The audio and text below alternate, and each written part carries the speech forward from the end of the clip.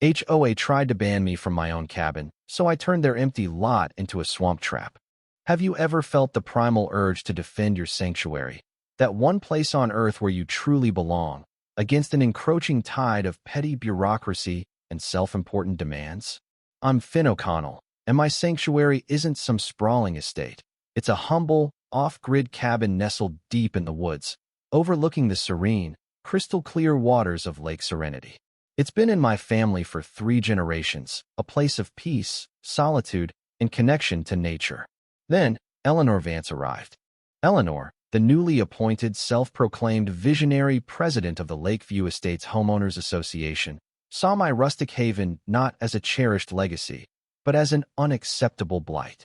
She was all sharp angles and sharper judgments, a woman who believed that anything not conforming to her meticulously curated vision of suburban perfection was an affront. Her first official correspondence with me wasn't a friendly introduction, but a stern, unsolicited letter demanding I modernize my cabin, connect to municipal services, and, most absurdly, remove the unsightly solar panels and rainwater collection system that made my off-grid existence possible. Her ultimate, thinly veiled demand was for me to sell my dilapidated shack so that Lakeview Estates could maintain its exclusive aesthetic. Her tone was dripping with condescension, her words a thinly veiled threat against everything I held dear. She looked at my cabin, a testament to sustainable living, as if it were a festering wound on the pristine landscape she envisioned.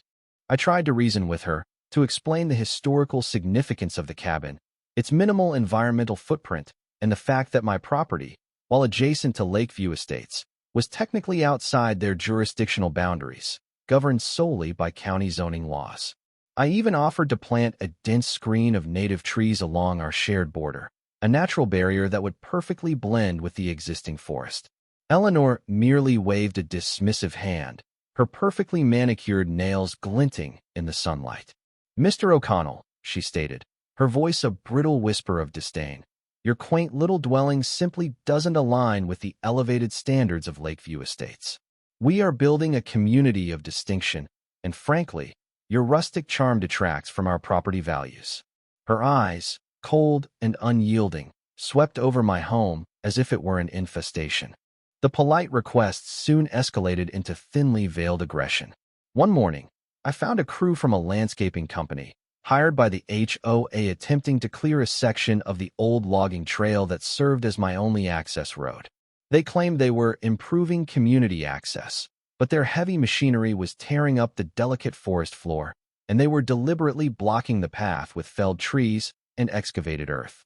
I confronted them, and they simply shrugged, pointing to a hastily erected sign. "Private Road, Lakeview EW Estates, residents only." My heart pounded with a mix of fury and disbelief.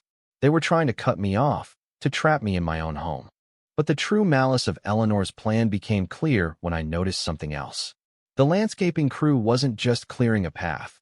They were also digging a massive trench across the HOA's adjacent empty lot, a lot that had always been a natural, marshy depression. They were attempting to drain it. As I watched, horrified, I saw a flash of something metallic in the freshly turned earth. It was a discarded, mud-stained binder. Inside, I found a series of environmental impact reports, all stamped confidential, detailing the ecological significance of that very wetland. It was a critical habitat for the endangered spotted salamander, a natural filtration system for Lake Serenity, and a vital flood control area for the entire valley. Eleanor had not only suppressed these reports, but had actively forged permits to drain the wetland, all under the guise of creating a future community recreation area. This wasn't just about my cabin. It was an act of environmental terrorism, threatening the delicate balance of the entire ecosystem and the water quality for hundreds of residents downstream. Armed with this irrefutable evidence, I resolved to confront Eleanor publicly. I learned she had called an emergency HOA meeting, ostensibly to unveil her master plan for the new Lakeview Estates Community Clubhouse, a clubhouse, I now realized with a surge of cold fury, that was to be built directly on top of the illegally drained wetland. I arrived at the meeting, the binder clutched in my hand, just as Eleanor, radiating an almost unbearable smugness, began her presentation, complete with glossy renderings of the proposed clubhouse. I waited for a lull, then stood up, my voice cutting through the polite applause. "Eleanor," I stated, holding up the binder, "I believe these documents shed a rather inconvenient light on your master plan." Her eyes, which had been sparkling with self-satisfaction, immediately narrowed. She tried to dismiss me, her voice sharp. "Mr. O'Connell, this is a private HOA meeting. You are not a member, and you are disrupting our proceedings." She attempted to rally the other HOA members, painting me as a disgruntled, eccentric recluse, a nuisance to their refined community. As you can see, ladies and gentlemen, this is precisely the kind of element we are trying to remove from our beautiful Lakeview.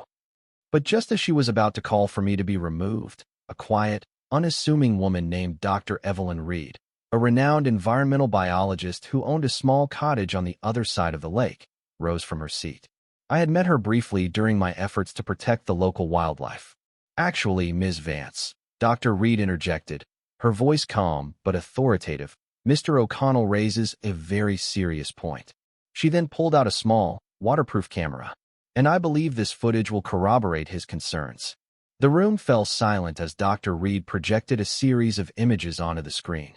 Time-lapse photos of the illegal trenching, close-ups of the endangered spotted salamanders struggling in the drying mud, and, most damningly, a video of Eleanor herself, late at night, overseeing the illegal drainage, her face illuminated by a powerful flashlight, a look of grim determination on her face.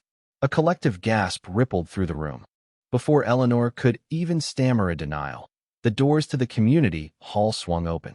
Two stern-faced individuals from the State Environmental Protection Agency, accompanied by a local sheriff's deputy, walked in. They had been tipped off by Dr. Reed, who had grown suspicious of the sudden heavy machinery near the protected wetland. "Eleanor Vance," one of the EPA agents announced, his voice devoid of emotion, "you are in violation of multiple state and federal environmental protection acts. The draining of this wetland is illegal, and the forged permits constitute federal fraud. We also have reports of your attempts to obstruct public access to Mr. O'Connell's property."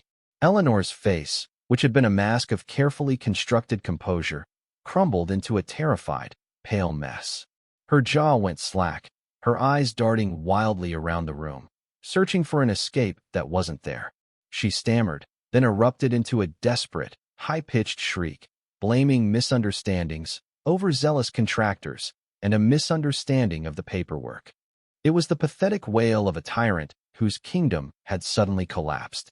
Then, a surprising voice emerged from the crowd. Mr. Henderson, a long-standing, quiet member of the HOA board, stood up, his face etched with regret. "And Ms. Vance," he said, his voice trembling slightly, "perhaps you'd also like to explain why you pushed so hard for this clubhouse project, not for the community, but because your brother-in-law's construction company stood to gain millions, and you were promised a substantial personal consulting fee from the deal?" The revelation hung in the air, a final, poisoned arrow. Eleanor had been exploiting the HOA not for the community's benefit, but for her own illicit gain. The consequences for Eleanor were swift and devastating. She was immediately removed from her position as HOA president, her reign ending in utter disgrace. The EPA launched a full-scale investigation, leading to severe fines and criminal charges for environmental destruction and fraud. The HOA members, horrified by her deception and the legal exposure she had brought upon them, voted unanimously to sue her personally for misuse of funds and damages to the community's reputation. Her carefully cultivated social circle, once so eager to bask in her reflected glory, publicly disavowed her, fearing association with a pariah. The construction company, facing legal repercussions and public outrage, immediately terminated their agreement with her brother-in-law, leaving Eleanor utterly isolated and financially ruined. She lost her position, her reputation, her social standing, and faced a future of crushing debt and legal battles. Her karma was a public, humiliating spectacle. As for me, I felt a profound sense of relief, a quiet satisfaction that justice, however painfully achieved, had prevailed. The wetland, now protected by the EPA, began its slow, natural process of healing, and the access road to my cabin was restored. I focused on continuing my quiet life, a guardian of my sanctuary and a testament to the resilience of nature. In a world where unchecked ambition and disregard for nature can wreak havoc, what responsibilities do we, as individuals and communities, have to protect not just our property, but the delicate ecosystems that sustain us all?